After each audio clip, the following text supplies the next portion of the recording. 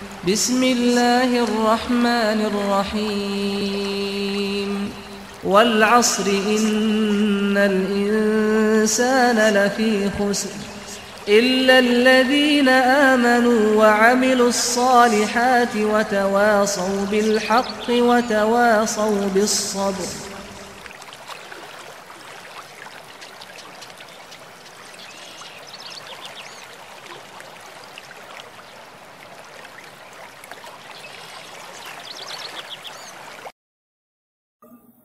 Bismillahirrahmanirrahim. Assalamualaikum warahmatullahi wabarakatuh. Innal hamdalillah nahmaduhu wa nasta'inuhu wa nastaghfiruh wa na'udzu billahi min shururi anfusina wa sayyiati a'malina. Man yahdihillahu fala mudilla lahu wa man yudlil fala hadiya lahu. وأشهد أن لا إله إلا الله وحده لا شريك له وأشهد أن محمدا عبده ورسوله. يا أيها الذين آمنوا اتقوا الله حق تقاته ولا تموتن إلا وأنتم مسلمون. يا أيها الناس اتقوا ربكم الذي خلقكم من نفس واحدة وخلق منها زوجها وبث منهما رجالا كثيرا ونساء واتقوا الله الذي تساءلون به والأرحام إن الله كان عليكم رقيبا.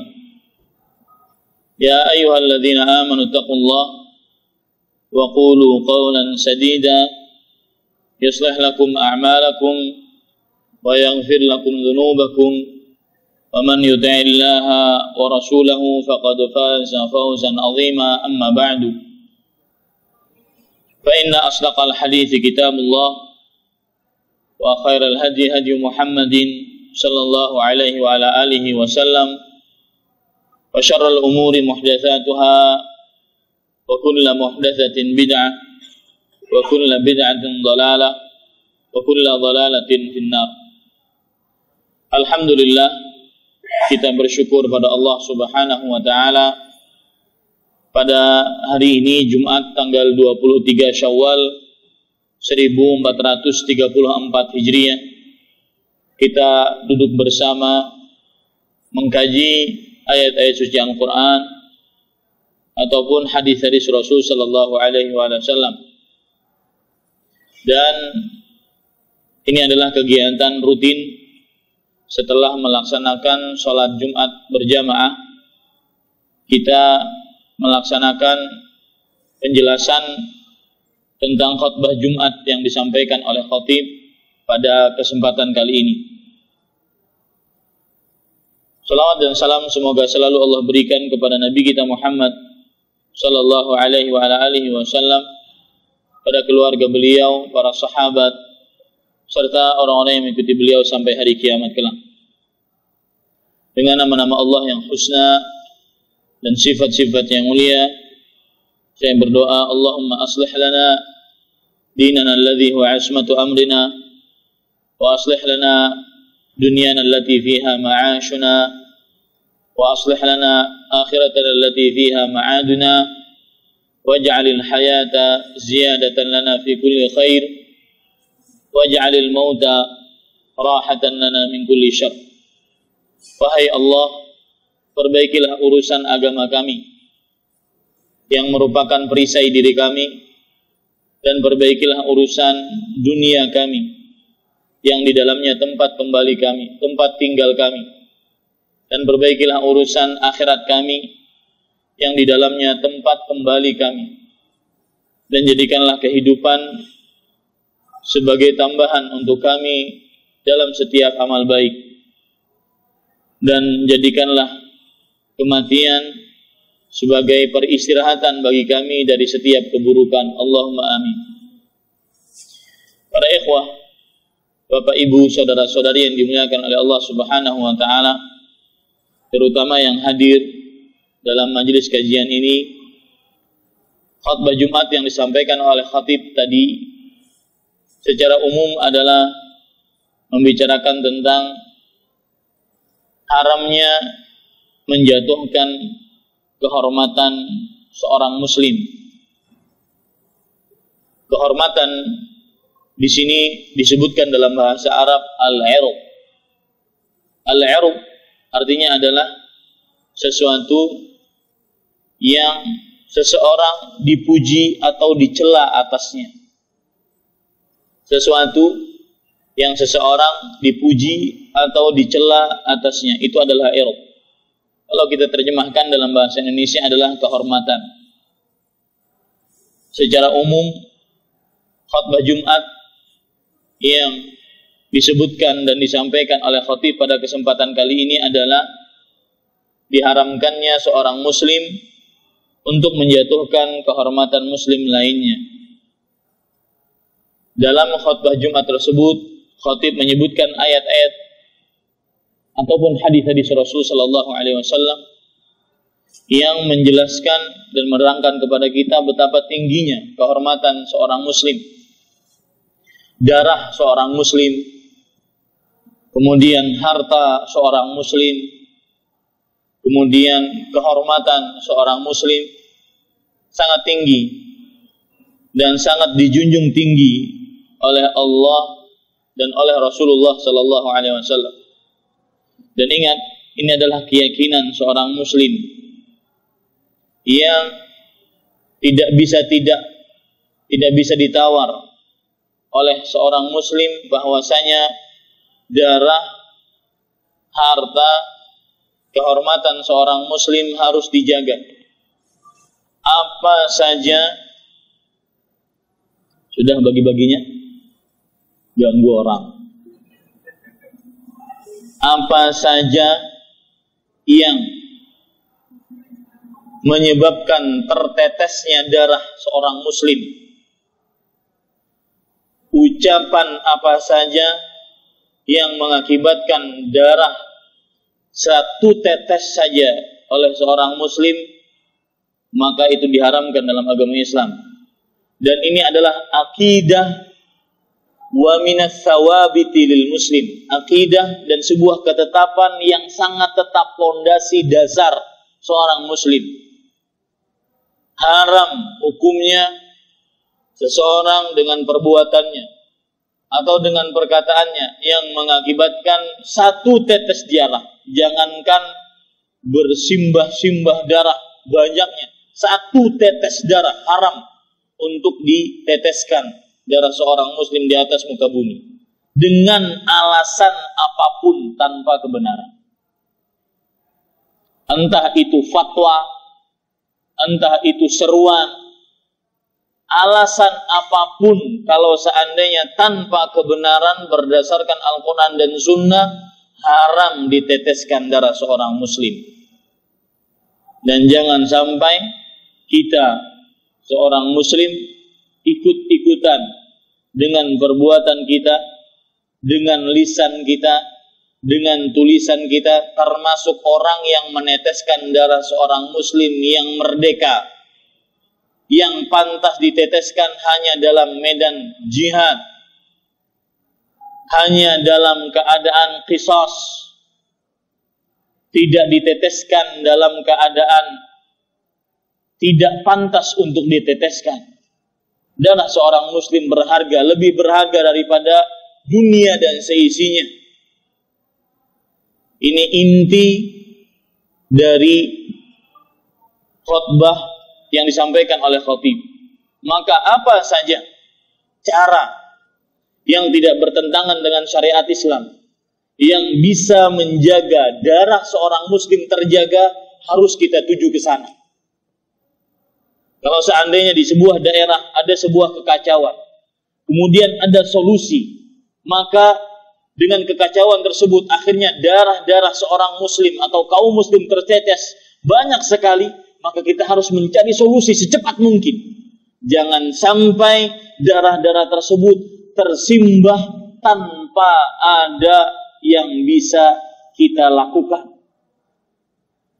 Ini keyakinan seorang muslim. Ini akidah thawabit yang tidak boleh berubah dalam keadaan apapun sampai hari kiamat.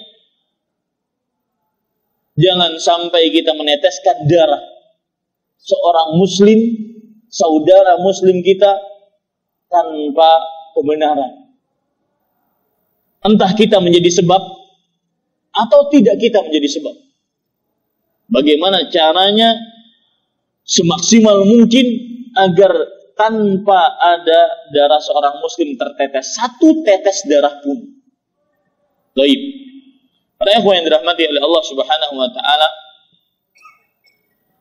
Khatib menyebutkan beberapa dalil akan tingginya kehormatan seorang muslim, dan kehormatan diantaranya adalah darah, diantaranya adalah harta, diantaranya kesucian. Tingginya seorang muslim kehormatannya, coba perhatikan dalam hadis riwayat Bukhari dari Abu Bakrah radhiyallahu anhu, beliau meriwayatkan anna Rasulullah sallallahu alaihi wa alihi wasallam khataba an-nasa, bahwa Rasulullah sallallahu alaihi wasallam khataban nas, berkhutbah di hadapan manusia. Beliau bersabda, ala tadruna ayya yaumin hadha, tahukah kalian hari apakah ini? Kemudian para sahabat dengan adabnya mereka menjawab, Allah wa rasuluhu a'lam, Allah dan Rasulnya lebih mengetahui. Kemudian Abu Bakrah radhiyallahu anhu meriwayatkan, hatta dhananna annahu sayusammihi bighairi ismih, sampai kami mengira bahwasanya Rasul sallallahu alaihi wasallam akan menamai hari itu dengan dengan nama lain. Kemudian Rasul sallallahu alaihi wasallam bersabda, alaysa biyaumin nahar, bukankah hari ini adalah hari nahar, tanggal 10 Dzulhijjah, hari Idul Adha? Kemudian para sahabat dengan adabnya mereka mengatakan, bala ya Rasulullah, iya tentu wahai Rasulullah, hari ini adalah hari 10 Dzulhijjah, hari nahar, hari Idul Adha. Dan cerita ini berarti ketika terjadi haji wada, ketika hari nahar, pada waktu haji wadanya Rasul sallallahu alaihi wasallam. Kemudian Rasul sallallahu alaihi wasallam bertanya lagi kepada para sahabatnya, ayyu baladin hadza, alaysat bil baldatil haram, negeri apakah ini? Bukankah ini adalah negeri yang suci, yaitu kota Mekah dan sekitarnya? Qulna bala ya Rasulullah, kami mengatakan tentu iya wahai Rasulullah sallallahu alaihi wasallam. Kemudian Nabi bersabda, dan ini inti yang berkaitan dengan kajian kita, fa inna dima'akum wa amwalakum wa a'radakum wa absyarakum alaikum haramun ka hurmati yaumikum hadha wa fi syahrikum hadha fi baladikum hadha, ala hal ballaghtu. Kata beliau, sesungguhnya darah kalian, harta kalian, kehormatan kalian, kemanusiaan kalian, atas kalian haram untuk dijatuhkan, sebagaimana sucinya hari kalian ini, dan sebagaimana sucinya bulan kalian ini, dan sebagaimana sucinya Mekah kalian ini, negeri kalian ini. Lihat, di sini Rasul sallallahu alaihi wasallam menyamakan, menggandengkan antara kesucian Mekah dengan ketinggian dan kesucian kehormatan kaum muslim. Rasul sallallahu alaihi wasallam menggandengkan antara kesucian Mekah dengan kesucian darah, harta kaum muslim. Bukankah kota Mekah kota yang suci? Sesuci kota Mekah, sesuci itu pula darah kaum muslim. Sesuci kota Mekah, sesuci itu pula harta kaum muslim. Ketika di kota Mekah kita dilarang untuk membunuh, untuk bahkan membawa senjata, bahkan untuk memburu, mengibas tangan kita untuk menghalau burung-burung dara yang ada di kota suci Mekah, itu dilarang. Seperti itu pula kita dilarang untuk menggugurkan, menjatuhkan kehormatan seorang muslim, kehormatan darah seorang muslim, harta seorang muslim, dilarang kita. Sebagaimana sucinya kota Mekah, sesuci itu darah seorang muslim. Kemudian para sahabat menjawab, "Qulna na'am." Iya wahai Rasulullah sallallahu alaihi wasallam. Kemudian Nabi Muhammad sallallahu alaihi wasallam bersabda lagi, "Fa innallaha harrama 'alaikum dima'akum wa amwalakum wa a'radakum illa bihaqqih." Sesungguhnya Allah telah mengharamkan atas kalian darah kalian, harta-harta kalian, dan kesucian kalian kecuali dengan haknya, dengan kebenaran. Artinya apa? Darah seorang muslim baru boleh diteteskan kecuali dengan kebenaran. Seperti ketika seorang berjihad di jalan Allah Subhanahu wa taala, meninggikan agama Allah, maka pada saat itu ketika dia terbunuh, maka dia diterima oleh Allah Subhanahu wa taala dengan izin Allah darahnya tadi. Atau seperti seorang yang sudah menikah dengan nikah yang resmi sah secara Islam, kemudian dia berzina, lalu ada saksi yang menyaksikan, kemudian dia mendapatkan hukuman apa? Rajam sampai mati. Rajam sampai mati. Darahnya berhak untuk diteteskan pada saat itu. Atau seorang muslim yang membunuh muslim lainnya, si pembunuh darahnya berhak untuk diteteskan karena dia harus dikisos. Ini yang disebutkan oleh Rasulullah SAW, illa bihaqqi. Begitu pula harta seorang muslim haram untuk diambil. Maka dilarangnya pajak dalam agama Islam, dilarangnya pungutan-pungutan liar dalam agama Islam, dilarangnya pencurian, dilarangnya korupsi, dilarangnya penjamretan, penggosoban dalam agama Islam, gara-gara darah harta seorang muslim suci, haram untuk diambil.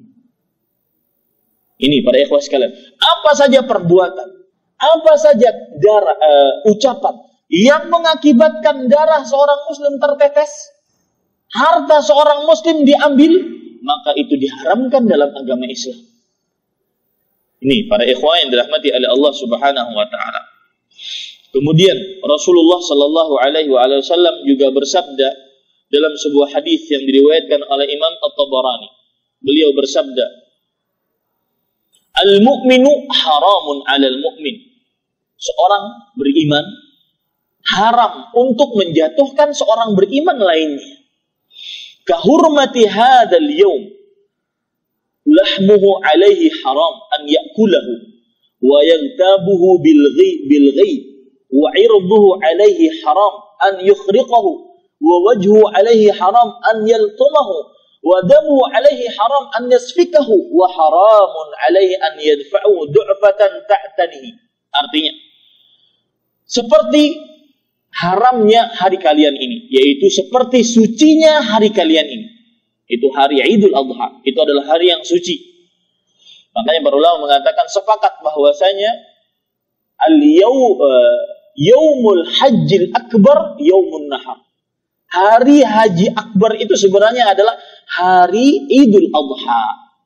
Tidak seperti anggapan setiap sebagian orang muslim yang menyatakan bahwasanya hari haji akbar apabila hari wukufnya hari Jumat. Ini keliru. Hari haji akbar adalah setiap tahun pada hari Idul Adha, karena dia adalah hari suci. Kemudian kata Rasulullah SAW, dagingnya seorang muslim haram untuk dimakan, yaitu dengan cara menghibah.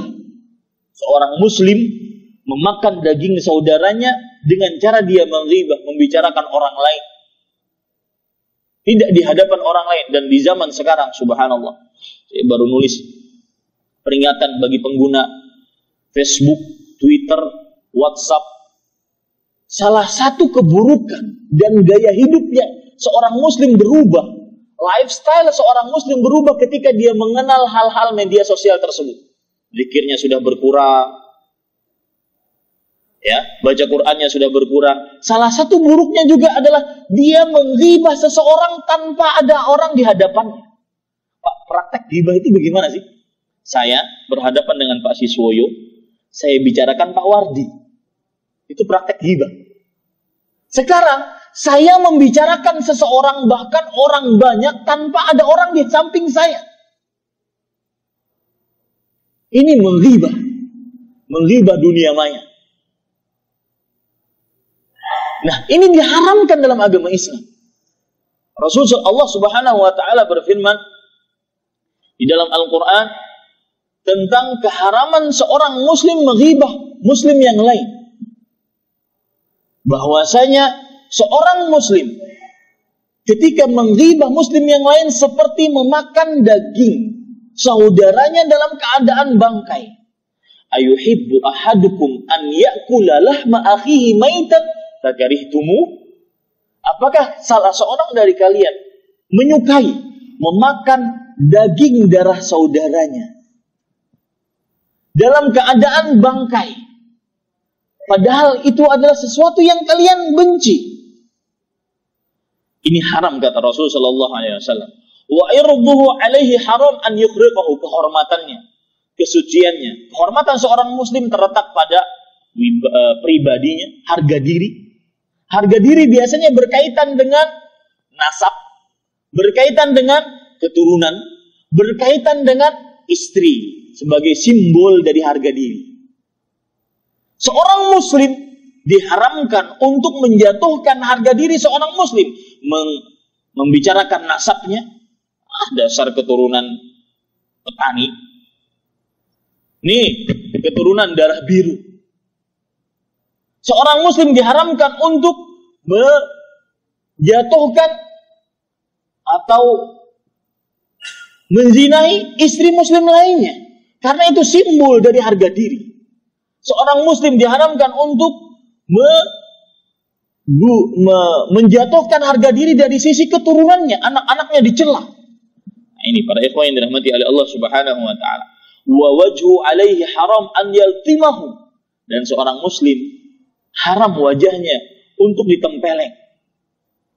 Maka Rasul sallallahu alaihi wasallam melarang, la tadribil wajh, jangan kamu pukul wajah, kata Rasul sallallahu alaihi wasallam, karena dia adalah bagian tubuh yang suci dari seorang muslim yang diharamkan untuk dijatuhkan, untuk digugurkan. Makanya Allah Subhanahu wa taala meletakkan wajah pada bentuk seorang muslim yang paling atas. Kemudian Rasul sallallahu alaihi wasallam bersabda, wadamu alaihi haram an yasfikahu, darahnya haram untuk disimbahkan. Ya, apapun, sekali lagi Pak, apapun perbuatan kita, ucapan kita yang mengakibatkan darah seorang muslim tersimbah, maka itu diharamkan dalam agama Islam. Kalau zaman sekarang mungkin dengan tulisan, kalau zaman sekarang dengan ucapan, darah seorang muslim tersimbah, kaum muslim tersimbah gara-gara fatwa dia yang tidak benar, yang mengakibatkan sampai sekarang kaum muslim ditindas gara-gara dia. Bahaya, hati-hati. Dan terutama kita orang awam, jangan sampai berbicara tentang maslahat kaum muslim, kebanyakan kaum muslim yang mengakibatkan darah tersimbah dari kaum muslim sangat banyak. Orang awam tidak pantas untuk berbicara itu. Disebutkan oleh Rasulullah SAW, humur ruwaibidah, orang-orang awam yang berbicara tentang kemaslahatan kaum muslim. Banyak bicara tentang A, B, C, D. Ya, ini hati-hati para ikhwan yang dirahmati oleh Allah, hati-hati. Jangan sampai. Dan ini sawabit, lihat fatwanya para ulama dari mulai semenjak zaman sahabat. Utsman bin Affan, lihat ceritanya. Apa yang beliau kerjakan? Ketika orang-orang Khawarij datang ke rumah beliau, apa yang beliau katakan kepada para sahabat? Di mana para sahabat waktu itu? Kenapa Utsman bin Affan sampai terbunuh? Dalam keadaan berpuasa, dalam keadaan lagi baca Quran. Yang melawan hanya istrinya pada waktu itu. Sampai kata Utsman bin Affan, la sya'ruki a'zamu 'indallah minhu. Sungguh wahai istriku, rambutmu yang gara-gara dengan rambutmu tersebut kamu menghadang pedang-pedang untuk membunuh, pedang-pedang orang Khawarij yang akan membunuhku, itu lebih mulia di sisi Allah dibandingkan mereka ini orang-orang Khawarij. Kemana para sahabat pada waktu itu? Kemana Khalid bin Walid? Kemana Ali bin Abi Thalib? Kemana Abu Sufyan? Kemana Abdurrahman bin Auf? Kemana para panglima perang pada waktu itu? Mereka mentaati pemimpin. Siapa pemimpinnya? Utsman bin Affan radhiyallahu anhu. Jangan sampai tersimbah darah kaum muslim. Ini fikih. Ini sawabit. Ini ketetapan yang tetap. Dari mulai para sahabat sampai sekarang yang mengikuti para sahabat seperti itu. Apa saja yang menyebabkan darah kaum muslim harus tersimbah, harus dijaga. Jangan sampai. Meskipun terkadang orang yang pendek pemikirannya, yang tidak kenal sawabit Islam, kenapa minta kepada orang-orang kafir? Ya akhi, darah kaum muslim lebih berharga daripada tersimbahnya darah kaum muslim. Itu sawabit yang tidak akan bisa berubah. Orang bisa berpendirian seperti ini hanya karena dengan ilmu. Jangan dengan iba, jangan dengan rasa belas kasihan belaka, enggak. Ilmu yang bisa menjadikan kita benar-benar tetap dalam pendirian kita. Sampai akhir hayat, sampai akhir dunia seperti itu fatwa. Darah kaum muslim suci tidak boleh diturunkan, tidak boleh disimbahkan dengan apapun. Kalau seandainya ada dua perkampungan bertarung, mereka muslim, ini muslim, maka harus mencari cara agar persimbahan darah tidak terjadi. Ini semestinya seorang muslim yang seperti ini. Ini para ikhwan yang dirahmati oleh Allah Subhanahu wa taala. Baik. Kemudian para ikhwan yang dirahmati oleh Allah Subhanahu wa taala, terlihat lagi hadis Rasul sallallahu alaihi wasallam yang menyebutkan tentang darah seorang muslim itu adalah sangat luar biasa. Bahkan beliau menyatakan dalam hadis sahih riwayat Imam Abu Dawud, yang mempertahankan diri, mempertahankan kehormatan, mempertahankan harta, mempertahankan darah adalah orang yang mati syahid. Ya, saking tingginya darah seorang muslim. Rasul sallallahu alaihi wasallam bersabda, "Wa man qutila duna ahlihi fahuwa syahid."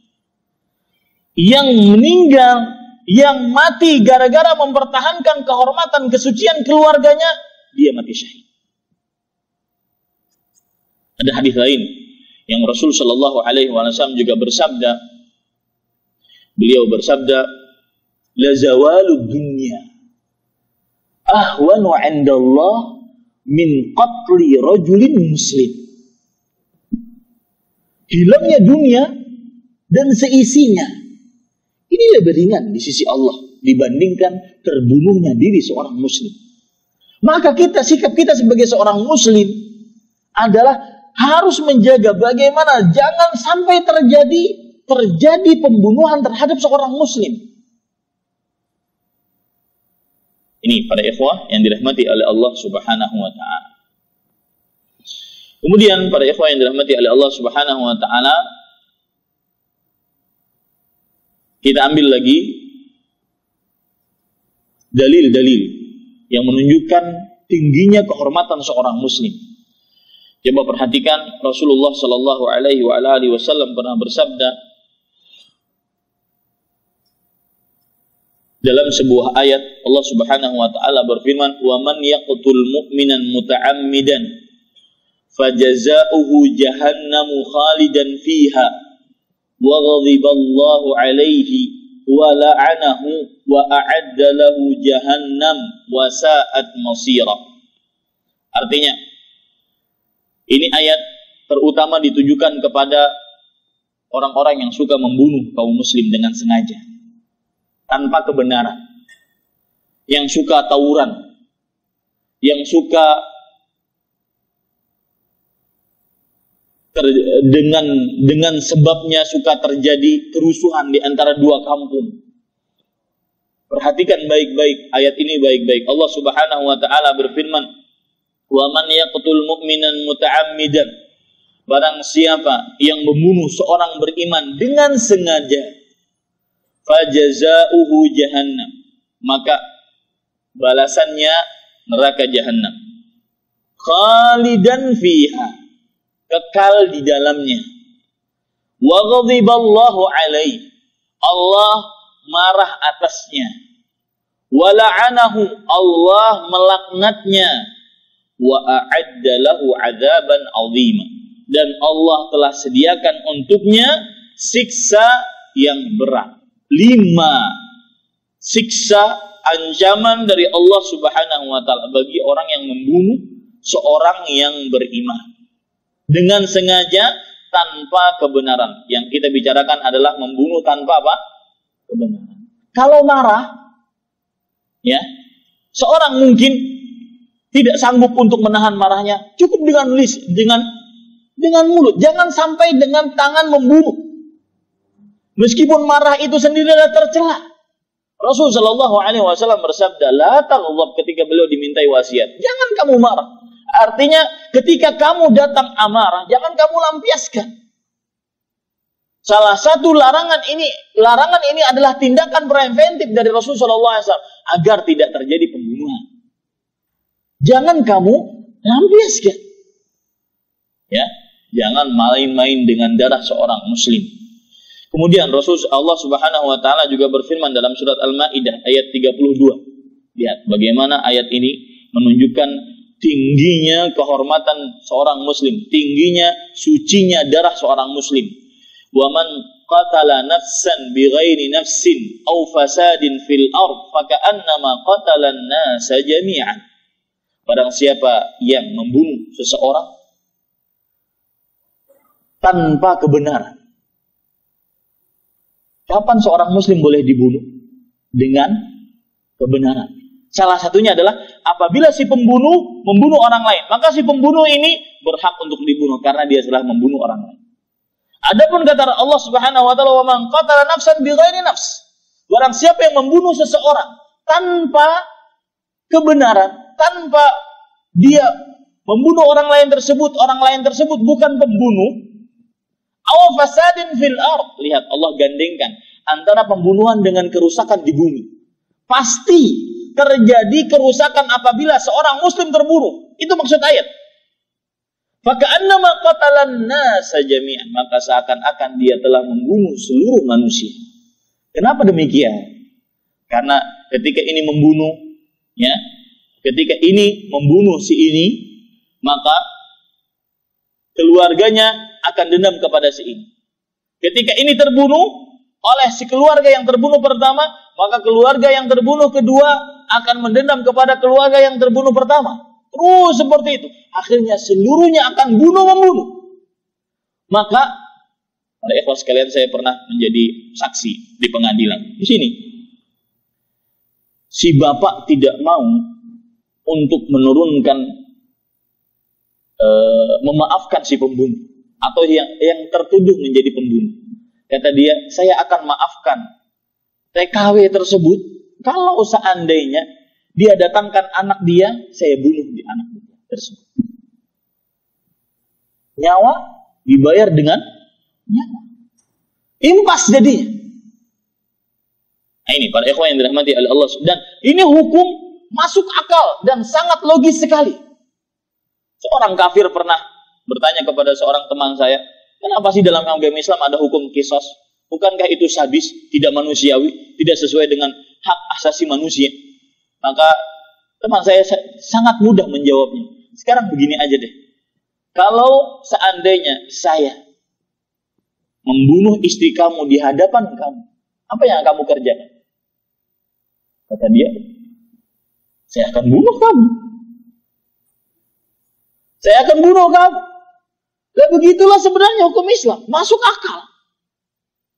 An-nafsu bin nafs. Nyawa dibayar dengan nyawa. Wal ainu bil ain. Menyolok mata dibayar dengan dicolok mata. Wasinnu bis sin. Yang menjatuhkan gigi, kalau ditonjok jatuh giginya, maka yang menjatuhkan itu harus tonjok gigi sampai giginya juga jatuh. Ya. Ini para ikhwan yang dirahmati oleh Allah Subhanahu wa taala. Jadi sekali lagi berdasarkan hadis ini, maka kita ambil pelajaran bahwa tingginya darah seorang muslim, tidak boleh main-main dengan darah seorang muslim. Kemudian ada perkataan yang menarik yang disebutkan oleh Imam Ibnu Katsir dalam kitab tafsirnya. Perkataan dari Sa'id ibn Jubair, seorang tabi'in. Beliau mengatakan, "Man istahalla dama muslimin, faka'annama istahalla dima'an nasi jami'an. Wa man harrama dama muslimin, faka'annama harrama dima'an nasi jami'an." Artinya, barang siapa yang menghalalkan darah seorang muslim, maka berarti seakan-akan dia menghalalkan darah seluruh manusia. Dari perkataan beliau ini terlihat tingginya darah seorang, ketingginya kedudukan darah seorang muslim. Darah satu orang muslim disamakan dengan darah seluruh manusia. Dan kalau ditanya kenapa demikian? Karena apabila darah seorang muslim tidak dibayar dengan darah juga, maka nanti akan terjadi saling bunuh-membunuh sampai akhirnya terbunuh pembunuhan yang sangat banyak. Dan barang siapa yang mengharamkan darah seorang muslim, maka seakan-akan dia mengharamkan darah muslim seluruhnya. Baik. Kemudian para ikhwan yang dirahmati oleh Allah Subhanahu wa taala, ada lagi hadis yang diriwayatkan oleh Imam Ibnu Majah. An Ibnu Umar radhiyallahu anhu qala, Abdullah bin Umar radhiyallahu anhu berkata, "Ra'aitu an-nabiy sallallahu alaihi wasallam yatufu bil Ka'bah wa huwa yaqul." Aku, kata Abdullah bin Umar, pernah melihat Nabi Muhammad sallallahu alaihi wasallam yatufu bil Ka'bah. Beliau sedang tawaf di Ka'bah. Kemudian beliau bersabda, "Ma atyabaki wa ma atyaba rihaki." Wahai Ka'bah, rumah Allah, alangkah indahnya kamu dan alangkah indahnya bau wangimu. Wa ma a'zamaki, dan alangkah agungnya kedudukanmu. Wa a'zama hurmataki, dan alangkah agungnya kedudukanmu di sisi Allah, wahai rumah Allah, yaitu Ka'bah. Walladzi nafsu Muhammadin biyadihi la hurmatul mu'mini a'zamu 'indallahi ta'ala hurmatan minki maluhu wa damuhu wa an yudhanna bihi illa khairan. Subhanallah. Ya. Kemudian Nabi bersumpah setelah beliau mengagung-agungkan Ka'bah, memuji tingginya dan sucinya Ka'bah sebagai Baitullah, dan ini bukan penyembahan terhadap Ka'bah, tidak, tetapi penyembahan terhadap Allah yang mengagungkan Ka'bah, Baitullah. Makanya Allah menyebutkan Ka'bah itu adalah Baitullah, penggandengan dengan nama Allah sehingga sesuatu tersebut menjadi mulia. Gara-gara ada nama Allah di situ, Baitullah. Asalnya Ka'bah bangunan biasa, tetapi ketika disebut Baitullah, Ka'bah menjadi agung, rumahnya Allah. Ya, setelah Nabi Muhammad SAW memuji Ka'bah, tingginya kesucian Ka'bah, maka kata Rasulullah SAW, demi jiwa Muhammad yang berada di tangan Allah, sungguh, sudah coba lihat, di sini benar-benar penekanan. Sesudah beliau bersumpah, di situ ada lamu, disebut lamu taukid, la hurmatu, sungguh kesucian, kehormatan seorang beriman lebih tinggi di sisi Allah dibandingkan kehormatanmu, wahai Ka'bah. Ka'bah kalah, Pak, dibandingkan kehormatan seorang muslim. Kenapa para ulama sampai sedemikian rupa fatwa-fatwa mereka, terutama di zaman sekarang, fatwa-fatwa mereka sangat menjaga darah kaum muslim. Ayo pulang ke rumah, jaga darah kalian. Ayo diam, jangan banyak omong. Ini fitnah, banyak-banyak berdoa. Ini fatwa-fatwa tersebutkan karena kenapa? Karena menjaga darah kehormatan seorang muslim lebih mulia daripada apa? Ka'bah. Subhanallah. Kemudian kata Rasulullah SAW, beliau bersabda, darahnya, hartanya, tidak boleh seorang muslim dikira, dianggap, disangka kecuali kebaikan. Ketika kita berhadapan seorang muslim yang tidak kita kenal sebelumnya, asal hukum seorang muslim itu selamat atau tidak dari celaan. Meskipun dia rambutnya panjang, penuh dengan tato, ya, asal hukumnya selamat atau tidak? Selamat. Baru setelah kita mengetahui dia berbuat buruk, ada bukti otentik, ada dalil-dalil, baru kita ketahui bahwa orang ini buruk akhlaknya, orang ini tidak baik agamanya. Tapi ketika kita berhadapan dengan seorang muslim, dan ini perkataan saya seperti ini, ingin mengajak kepada Anda sekalian. Ketika Anda sudah berpenampilan sunnah, jenggot sudah mulai dipakai, emang barang ya dipakai. Ya, jenggot sudah mulai dipanjangkan, celana sudah mulai di atas 2 mata kaki, kemudian pembicaraan sudah mulai berbeda. Maka ketika Anda berhadapan dengan orang yang mungkin, ya, orang muslim, dia mungkin mengerik jenggotnya, celananya dijadikan sebagai sapu bagi dia, diinjak-injak, maka pada satu sikap kita tetap baik, mengucapkan salam, berbicara dengan baik, ya. Kenapa? Karena kita berprasangka, oh mungkin orang ini belum tahu, oh mungkin orang ini belum mengerti, oh mungkin orang ini ada alasan lain dan semacamnya. Ini para ikhwah sekalian, ada sebagian orang yang sudah ngaji, ketika bertemu ketus, salam gak mau, kecuali kalau disalamin, jawabnya pun pelan banget. Nah, subhanallah. Muslim ya akhi di hadapan Anda. Ya, hati-hati. Ini para ikhwah yang dirahmati oleh Allah Subhanahu wa taala. Kemudian dalil yang lain yang menunjukkan tentang tingginya kesucian seorang muslim. Rasulullah Shallallahu Alaihi Wasallam pernah menyebutkan tentang sikap seorang muslim kepada muslim lainnya. Kata beliau, dan dari sikap ini terlihat bagaimana kedudukan yang tinggi yang dimiliki oleh seorang muslim. Dalam sebuah hadis riwayat Bukhari dan Muslim, Rasulullah Shallallahu Alaihi Wasallam bersabda, "Al-Muslimu akhul Muslim." Seorang muslim saudara dengan muslim lainnya.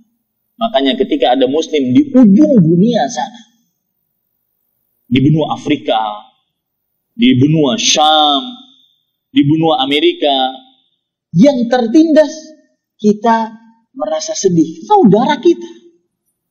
Al-Muslim, akhul Muslim. Bahkan persaudaranya lebih daripada persaudaraan karena pertalian darah atau perkawinan. Lebih. Kenapa? Karena persaudaraan pertalian darah, apabila mereka bukan Muslim, maka harus tidak boleh menjadi saudara Muslim, tidak boleh kita cintai. Rasulullah Allah Subhanahu wa taala berfirman dalam surat Al-Mujadilah, "La tajidu qauman yu'minuna billahi wal yawmil akhir yuwadduna man haddallaha wa rasulahu walau kanu uli qurba walau kanu aba'ahum aw abna'ahum aw azwajahum aw ashiratahum." Artinya, kamu tidak akan mendapati wahai Muhammad sallallahu alaihi wasallam orang-orang yang beriman kepada Allah dan Rasulnya saling kasih mengasihi dengan orang-orang yang menentang Allah dan Rasulnya. Meskipun mereka itu adalah para kerabat, bapak-bapakmu, saudara-saudaramu, istrimu, keluargamu, anak-anakmu, akan terputus hubungan. Tetapi persaudaraan muslim meskipun bukan karena pertalian darah lebih kuat. Makanya Rasulullah SAW setelah itu bersabda, kata beliau, la yadhlimu, seorang muslim tidak boleh menzalimi muslim yang lain. Wala yuslimuhu, seorang muslim tidak boleh menyerahkan muslim yang lain kepada musuhnya. Kemudian kata Rasulullah SAW, man kana fi hajati akhihi, kana Allahu fi hajati. Barang siapa yang dia mencukupkan keperluan saudara muslim lainnya, maka Allah akan mencukupkan keperluannya. Wa man farraja an muslimin qurbatan min qurabid dunya farrajallahu biha qurbatan min qurabi yaumil qiyamah. Barang siapa yang melepaskan kesulitan dari seorang muslim di dunia, maka Allah Subhanahu wa taala akan melepaskan kesulitannya di akhirat. Dan akhirat, kehidupan sulit sebelum masuk surga atau ada keputusan surga neraka, sulit kita hadapi. Pertama, padang mahsyar yang akan kita bicarakan sekarang. Ya. Kemudian yang kedua ada hisab. Yang ketiga ada mizan, timbangan. Yang keempat ada jalan di atas sirat. perkara-perkara yang sulit. Ingin mudah, maka mudahkan kaum muslim. Berikan kemudahan ketika kaum muslim atau seorang muslim mendapatkan kesulitan. Kemudian kata Rasulullah sallallahu alaihi wasallam, "Man satara musliman satarahullahu yaumal qiyamah." Ini seperti yang saya bicarakan sebelum Jumat tadi. Kita ingin sekali, Pak. Kita ngaku banyak dosa, Pak. Bapak, kalau seandainya dosa saya ada warnanya, mungkin hitam pekat. Atau kalau seandainya dosa saya ada baunya, mungkin Bapak tidak akan sanggup dekat-dekat dengan saya. Mungkin 1 kilometer sudah tercium baunya, bahkan mungkin lebih daripada itu. Sudah tercium bau dosa saya. Kita ingin, ya, ketika kita berdosa di dunia, Allah akan ampuni dosa kita. Kita ingin, seperti yang hadis yang saya sebutkan tadi. Ketika Allah Subhanahu wa taala yadnur rabbu minal abdi yaumal qiyamah. Allah akan mendekat kepada hambanya pada hari kiamat. Kemudian kata Allah Subhanahu wa taala, "Inikah dosa-dosamu?" Hamba gak bisa ngelak. Kita gak bisa ngelak nanti. Lawang tangan kita akan jadi saksi berbicara, kaki kita akan menjadi saksi, mata kita akan menjadi saksi.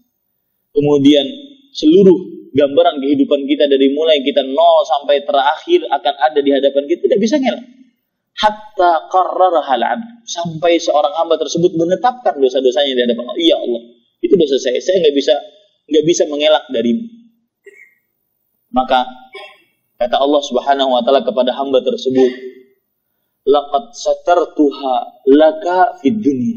Sungguh dosamu yang kamu kerjakan ketika di dunia aku tutupi. Bapak tidak tahu kan saya melakukan dosa tadi malam?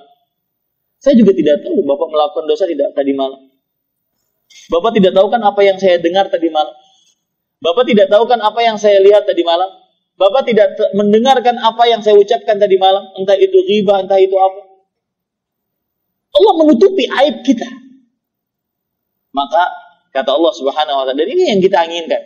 Kata Allah kepada orang tersebut, laqad satartuha lakal yaum laka fid dunya wa ana aghfiruha lakal yaum. Dan hari ini, hari kiamat, hari hisab, aku ampuni dosa-dosamu tersebut. Subhanallah.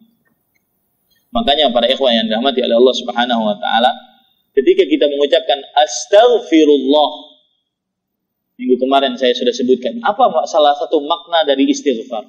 Orang mengucapkan astaghfirullah, salah satu maknanya adalah menutup aib. Ya Allah, aib saya jangan engkau perlihatkan di dunia, apalagi di akhirat.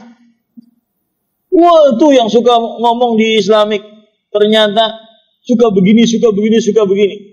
Akan diperlihatkan di hadapan manusia. Na'udzubillah. Malu, Pak. Malu sekali. Nah, kita berharap. Makanya ada doa Rasul sallallahu alaihi wasallam. Allahumma astur awrati wa amin raw'ati wa khafni min bayni yadayya wa min khalfi wa an yamini wa an shimali wa a'udzu bika an awtala min tahti. Ya Allah, tutuplah aibku. Tutup aurat-auratku.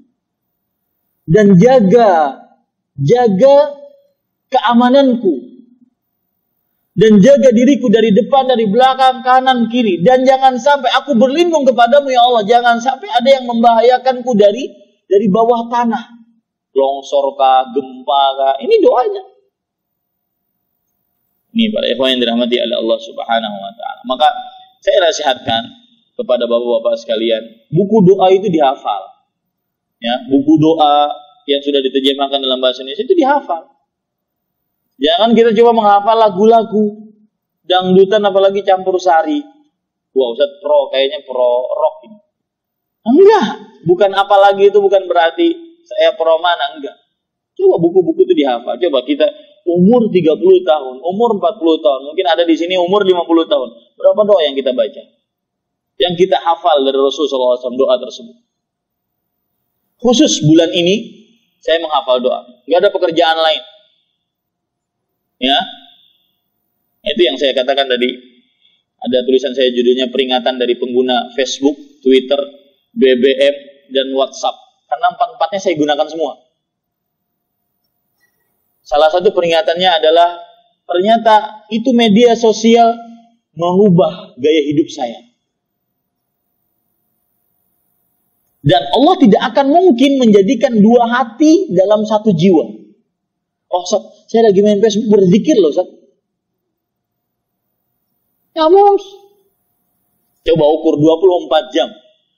Mana yang kita pegang, smartphone kita atau Quran kita? Ustaz, di handphone ada Quran. Kalau dibaca, ini akan tambah berat lagi.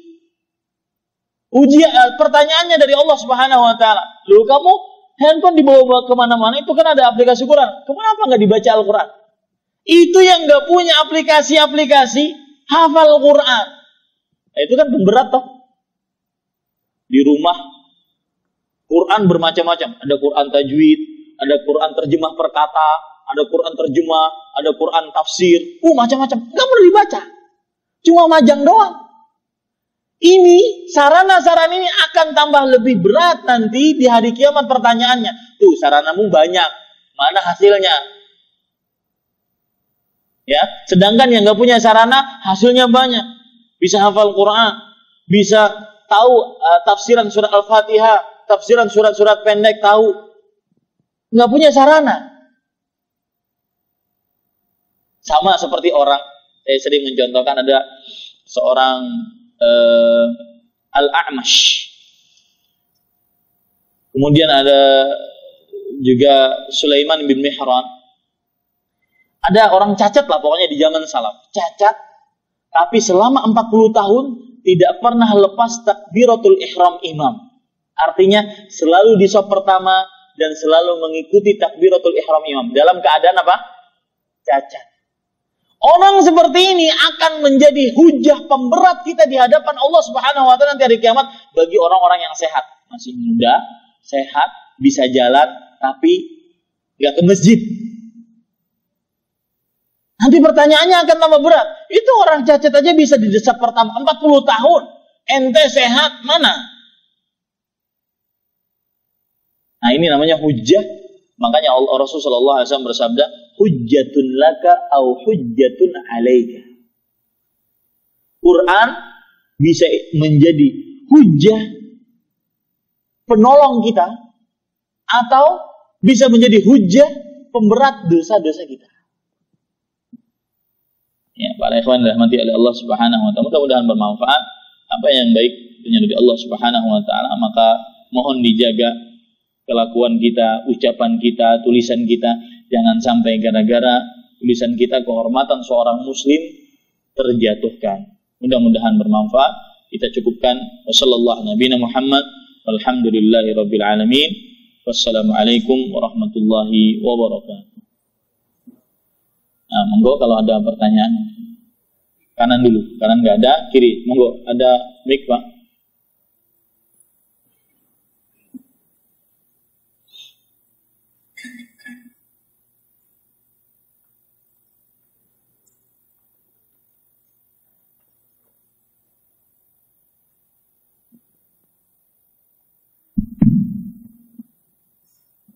Bismillahirrahmanirrahim. Ada berita menarik, ada yang menarik dari Ustaz. Mohon dijelaskan sedikit. Apa itu? Masalah cerita Utsman tadi. Kemana mereka sahabat-sahabat? Ustaz mengatakan karena taat kepada pemimpin. Yang berhubungan dengan masalah dam tadi, arti mereka apa enggak bisa berbuat karena taat kepada pemimpin? Ya, jadi cerita orang-orang Khawarij ketika mereka sudah mengepung rumah Utsman bin Affan yang waktu itu adalah Khalifatul Muslimin, yang ketiga setelah Umar bin Khattab radhiyallahu anhu, dan Utsman bin Affan difitnah atas itu. Maka Utsman bin Affan melihat bahwa darah-darah kaum muslim sangat mahal untuk diteteskan oleh orang-orang Khawarij. Beliau berfatwa, jangan sampai ada yang menolong, biarkan aku saja yang mati dibandingkan orang-orang muslim lainnya, terutama para sahabat Nabi radhiyallahu anhu. Beliau sangat mengetahui keutamaan para sahabat.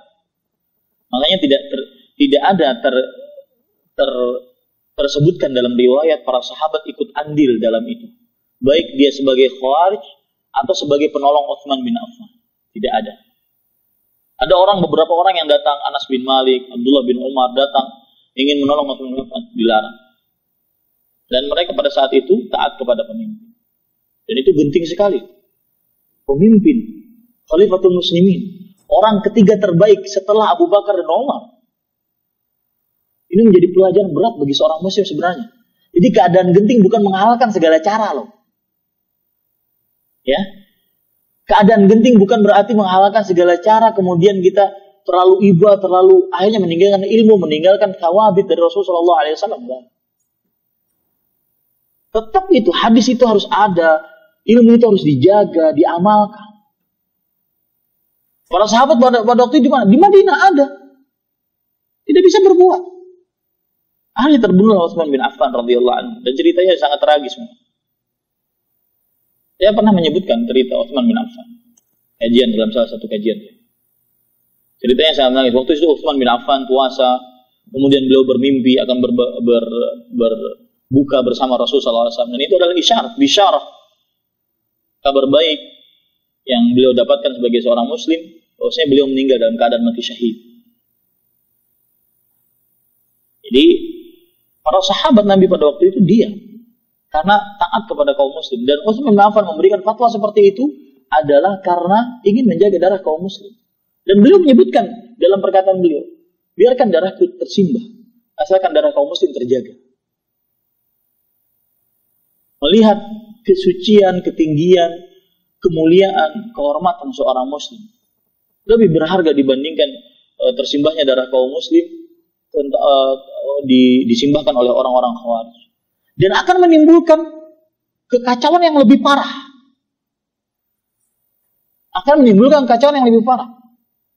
Ya. Menimbulkan bukan hanya kekacauan pada kaum lelaki, kaum du'afa, orang-orang lemah, para wanita, para anak-anak, orang tua, seperti yang terjadi sekarang jika tidak taat kepada nas-nas Al-Quran dan hadis dari Rasulullah SAW. Akhirnya tertindas kan? Akhirnya kan tercela. Orang yang melaksanakan sunnah Rasulullah SAW dinamakan ekstrim. Dan saya pernah nulis juga bahwasanya itu semua tidak akan terjadi ketika, kenapa para sahabat sangat taat coba kepada Utsman bin Affan? Karena dibangun di atas pondasi yang sangat kuat. Maka yang mendambakan syariat Islam terjadi di tengah-tengah kaum muslim, jangan menghayal di siang bolong. Bangun pondasi dengan tauhid. Tidak akan mungkin tercipta negara, masyarakat yang menjalankan syariat Islam ketika masyarakatnya tidak dipondasi dengan tauhid. Mereka sendiri yang melakukan seperti itu. Ya. Ini para ikhwan yang dirahmati oleh Allah Subhanahu wa taala. Di beberapa negara kaum muslim yang kita lihat sekarang, berapa persen orang kafirnya? Berarti yang menurunkan kan orang muslim sendiri. Yang tidak setuju dengan syariat Islam orang muslim sendiri. Kenapa itu bisa terjadi? Karena tidak dilandasi dengan fondasi yang kokoh. Lihat para sahabat Nabi radhiyallahu anhu. Digembleng oleh Rasulullah sallallahu alaihi wasallam 23 tahun. Tidak mudah, Pak. Merubah dari keyakinan kesyirikan kepada keyakinan tauhid yang benar-benar kuat. Ini para ikhwah, makanya tidak ada jalan untuk, kata Imam Malik rahimahullahu taala, lan yusliha amra hadhil ummah illa bima saluha awwaluha. Tidak akan benar perkara akhir umat ini kecuali mengikuti generasi-generasi pertamanya. Paham ya? Para ikhwah sekalian. Allah.